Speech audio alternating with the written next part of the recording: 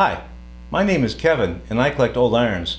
This video is intended to encourage the intermediate collectors to lift your sights and look into the specialty auctions.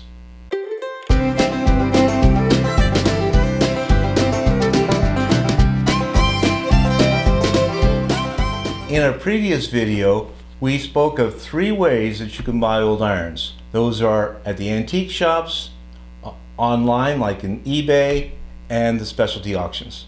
Most collectors begin with the antique shops, and that is a good way to start.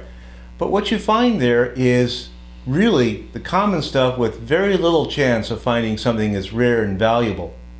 Collectors who continue to collect from antique shops over many years wind up with a big collection of lots and lots of the common things and very little of real value. Once you have most of the essentials, you need to lift your sights and hunt for bigger game. One way to do this, of course, is by eBay and the similar auctions, but I find those prices often go too high and they take a lot of time. The specialty auctions, by here I mean auctions with nothing but old irons, usually consist of one of the good collections built over perhaps decades worth of time and searching, now being dispersed. And that gives you opportunity to benefit from the original collector's visits of thousands of shops and flea markets and so forth over a considerable time. Now I know that from your perspective, various of the irons at these specialty auctions go for bonkers prices. But if you're patient and take your time, you can find very good, very rare irons at remarkably low prices. And by that I mean prices far lower than you might expect to see these things in antique shops. There are maybe 3 or 4 of these old iron specialty auctions that show up in a given year. How do I find these? You might look at a listing that's available on the PITCA website and check it regularly. While you're at it, if you are now at that level, then you should become a PITCA member. Annual dues are equivalent to what you might spend for one decent common iron. And the Members magazine also lists upcoming collections for sale, and it is a professionally done magazine that will enhance your knowledge tremendously. These old iron specialty auctions are sometimes live, sometimes online, sometimes both. I have just returned from one of these, which was put out by the Hartselle auction house of Bangor, PA, and was done in conjunction with the annual PITCA meeting, which is held in late July. If you want to see the more than 600 lots in that auction, I include a link in the description that will include the winning bid for each item. The buyer's premium for those attending the auction was 15%. Online bidders paid 22%. Winners at the auction of course don't have to pay postage, but you do have to spend the time and travel costs to get there. The meeting for 2024 will be in Northern Ohio. Again, in this video I'm speaking to the intermediate collectors, and my purpose here is to show you some of the irons that I bought at this auction at especially good, oftentimes very low prices. I went to this auction with the ambition of picking up 4 irons. I had saved the money, I'd set it aside, I was willing to pay top dollar. 2 of those irons are for more than $1,000 each, and we won't talk about those here. The other 2, actually, I wound up picking up another one in that set, and I got all of those for a lot less than I expected to spend, and then got a whole bunch else besides. Now again, the point of this video is to talk about irons that I got for especially low prices. We'll start with the 3 irons that I plan to pay more than $500 each, and for which I got something significantly less than that.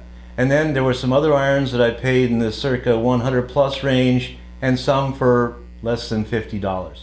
You might remember in my 2 previous videos on the auctions that I talked about opportunities, and these were things that you may have looked at, maybe surprised you. They just came up and you grabbed at them because the prices were particularly low. So let's begin. Some of these irons are in groups we've already talked about, so these supplement previous videos. And some of these irons are in groups that I'll probably never get to talk about, so we'll get to see them now. The prices I provide here are the highest bid at the auction and do not include the 15% buyer's fee and Pennsylvania sales tax.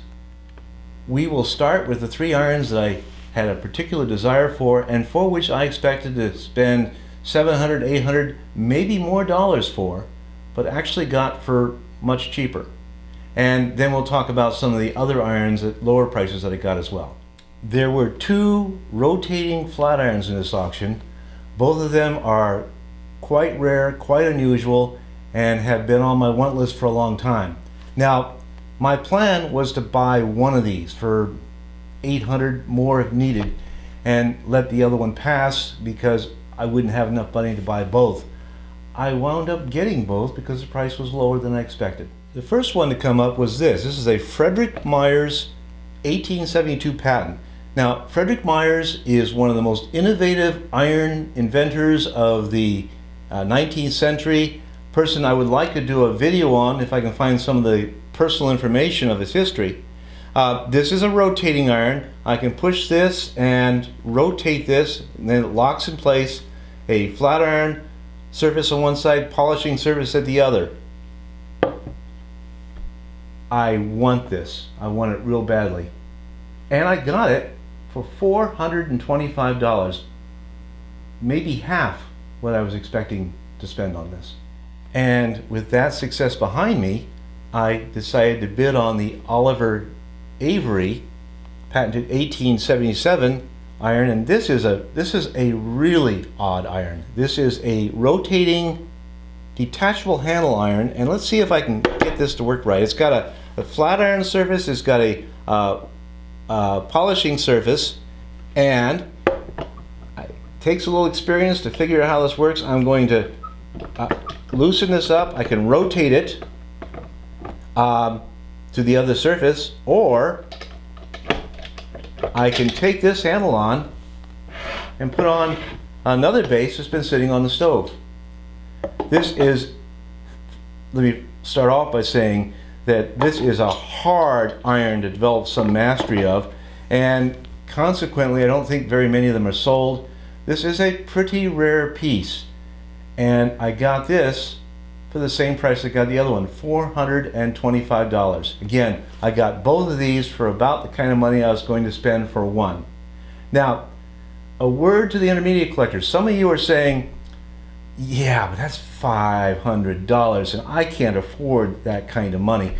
And if you are a collector now that has, 50, 60, 70 irons, the basics and so forth, you might consider lifting your sights for something like one of these. Especially, the prices have gone down now. It's just a very small number of hundreds of dollars. And one of these will take your whole collection up a notch and adds credibility and value to your collection. Makes your collection have the kind of value that it might itself someday later on, with a few more pieces like this, warrant a specialty auction of its own, rather than putting them in a group shop or something like that and selling them for a whole lot less.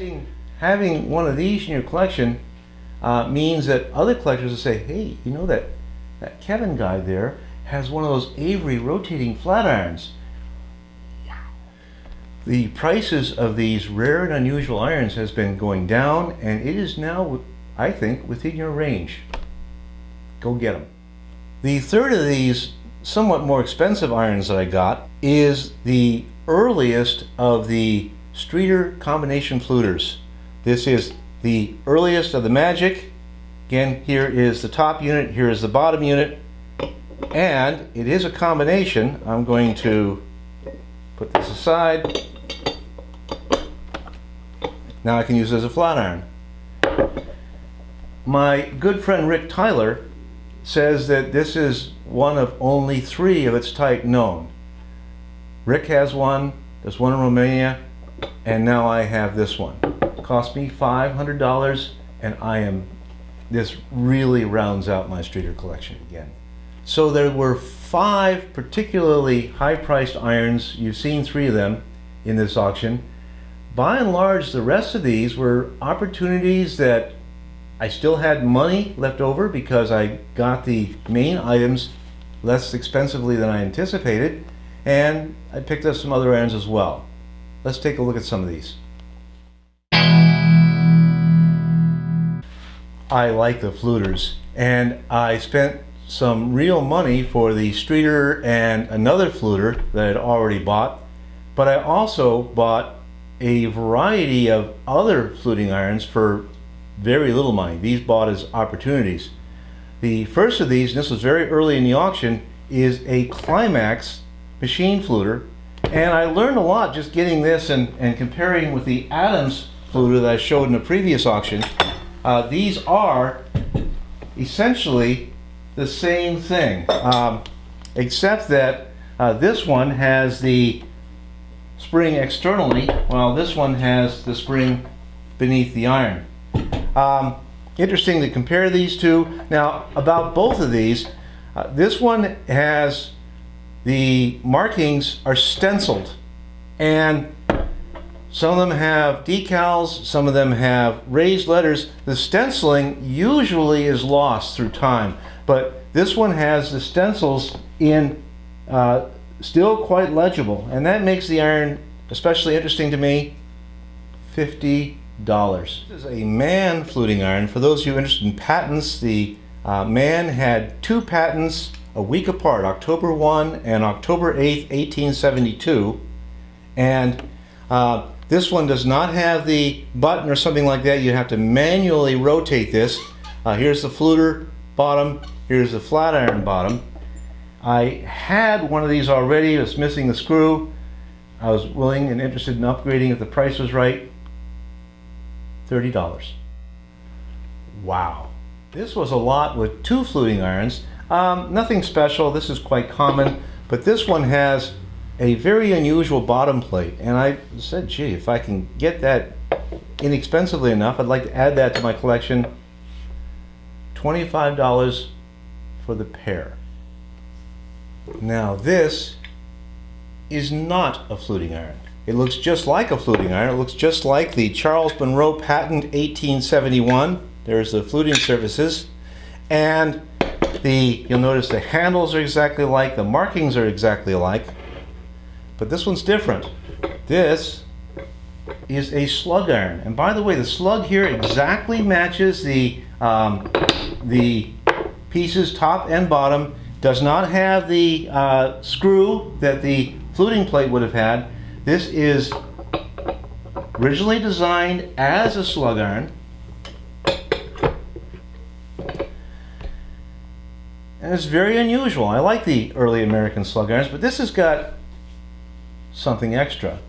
This has apparently the original lifter. So, by the way, if anybody has another one of these, let me know. But my guess is this might be a prototype. This might be a one-of-a-kind. Quite an interesting piece. $60. This is a real nice charcoal iron that I got for $25. Notice it's got a beautiful wood handle, it's got the nice head to it, it's got good markings, etc.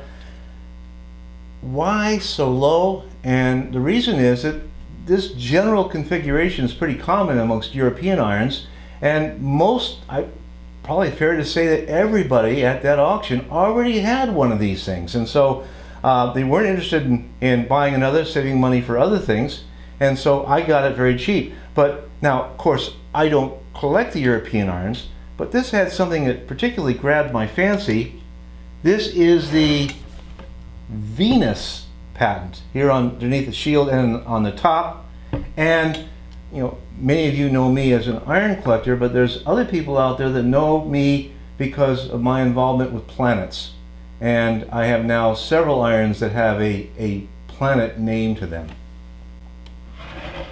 Nice piece. And here's another fuel iron. Now this is a natural gas fuel iron, and this iron I think is extraordinarily unusual. It's got this great big shield, it's massively built, has this great brass, mostly brass piece at the back as well. And it's also from a company that I know nothing about. This is called the Rudd automatic iron, automatic gas iron, made by the Rudd Manufacturing Company of Pittsburgh. Never heard of it before. I've done some research. It actually made primarily water heaters. I'm thinking it just on a whim, Decided to see if one of these things would go on the market and do well. They didn't. This is quite a rare piece. I've also seen in the professional literature of the period mention this iron from 1913, so I have a date for it as well. Very, very neat, unusual iron.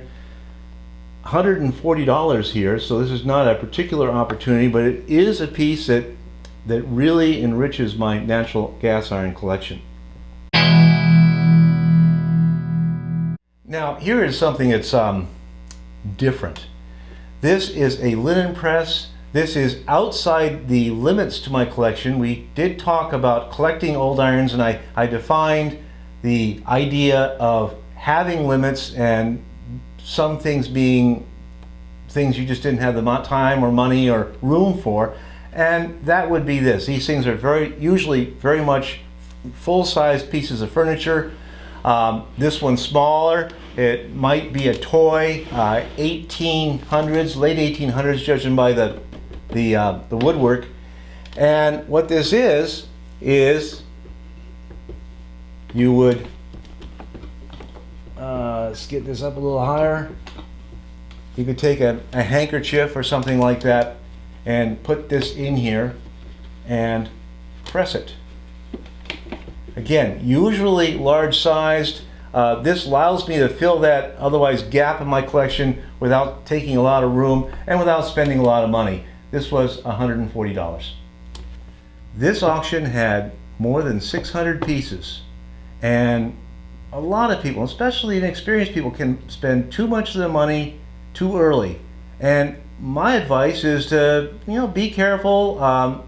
You want to have a chunk of your money for late in the auction. Late in this auction, people had shot their wad. They'd already bought enough to fill their car, and people are leaning back and they're not bidding as much. And so the items I'm going to show here are items that are all within that last 100 items within the auction, and these went for very low prices. So be patient, wait. Late in the auction, while your powder is still dry, you're going to be able to get things very well if you play it right.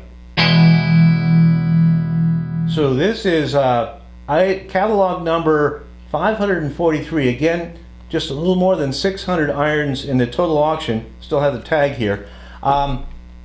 So late in the game, this was an iron. It's a French iron. I'm guessing 1800s somewhere. And this is an iron that is a true opportunity. I didn't even look at this sitting on the table because it's European. I don't collect the Europeans. Most of the European irons went for several $100s, and again, it's just not where I want to put my money. But this one came along, and the auctioneer is showing it like this and says, $30, $30, $30. Are we done at $30?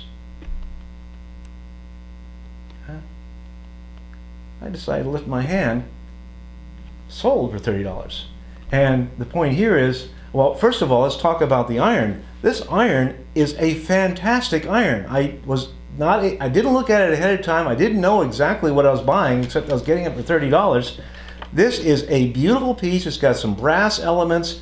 It's a slug iron. It's got the slug in there as well. Original wood. I mean, it is a gorgeous piece. If I saw this in an antique shop for 200 bucks, I would probably have bought it. Here it is for 30 bucks, plus the other lesser costs involved. So the point here is that, and this goes particularly true late in the auction, when you got to pay attention to the cadence, okay?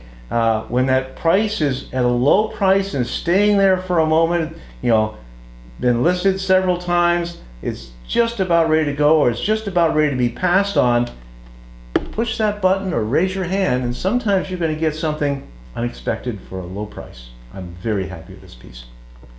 As you know from previous videos, I like the sad iron heaters in their various configurations.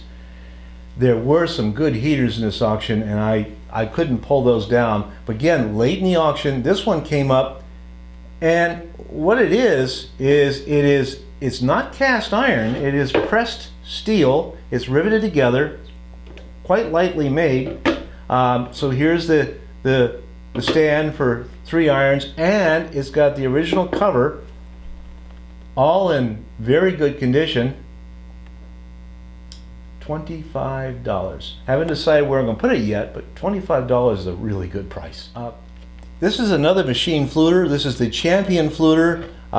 Also uses stenciled markings, and the stenciled markings here are in remarkably good condition. The 1877 patent, and rather massively built. I've never picked up one of these things.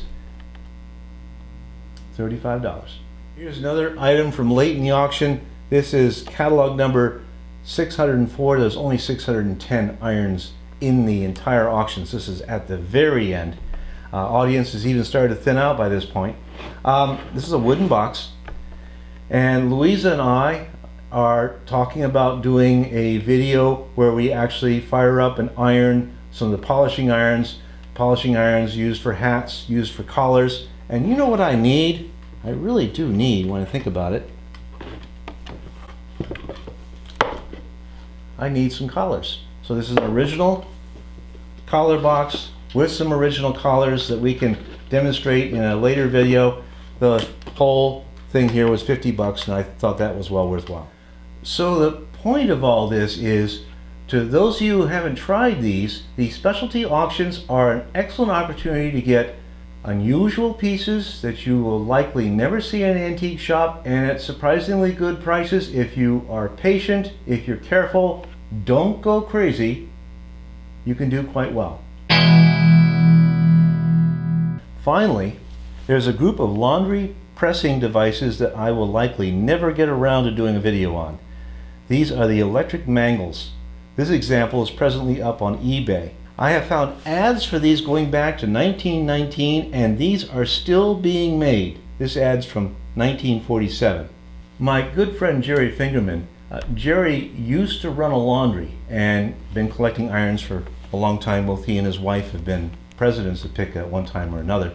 Jerry has said, sent me an email once saying, you know, Arlene actually uses one of these Mangles and uses it a lot, and maybe Kate would like one of these as well. So one turned up at the auction with foot pedal and the original cover. Ladies be seated, relax and iron.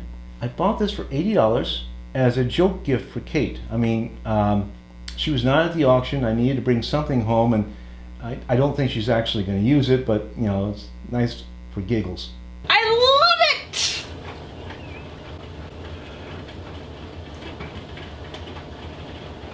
How's it working?